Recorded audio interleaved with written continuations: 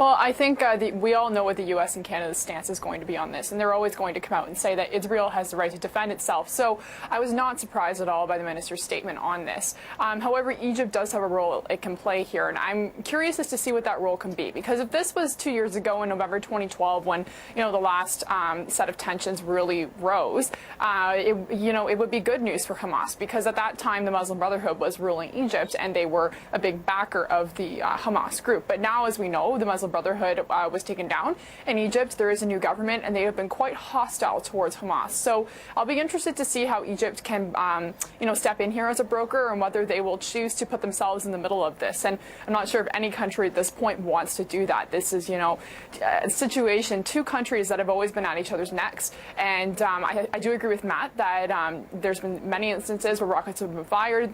Things have heated up, and they always seem to figure things out. But it's still unfortunate that 14 lives have been lost in the process. So we'll have to kind of wait this one out and see. However, the president can still act within his role as commander-in-chief of the army, of the forces, which is what he did when he allowed those airstrikes that started last month. So he will be meeting with President Obama will be meeting with congressional leaders today in the U.S. He'll be delivering a speech to the nation tomorrow night about this specific issue. So I can imagine that there'll be some pretty intense talks in Washington today about this, and those talks and that speech tomorrow night are going to be a very defining moment for allies like Canada in figuring out whether this really is a mission creep situation. A lot of military experts and foreign affairs experts are saying that in order to deal with this ISIS group, which has been classified as more intense than Al-Qaeda, you will need boots on the ground. And of course, the U.S. and Canada and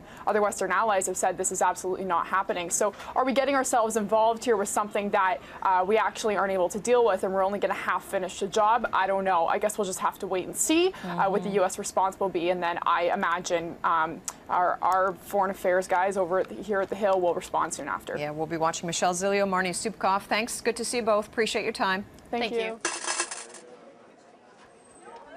Loose change, a toonie, or a $5 bill. The Carleton University Japanese Association, or KUJA, will take whatever support it can get for the victims of last week's disaster in Japan.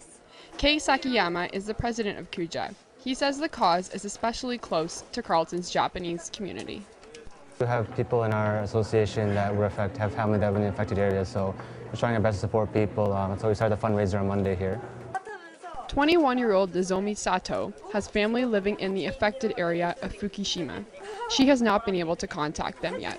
In Fukushima, I still cannot keep in touch with them, and I so worry about them because one of our relatives lives close to the ocean area, and so I'm scared of the tsunami effect for them. Though Sato is desperate to hear her family is alive, she has not been watching the news. Sorry, I'm being a little emotional. I tried not to watch TV actually, because whenever I watch TV, I can't stop crying. She says fundraising for the relief effort helps her cope with her fear and uncertainty.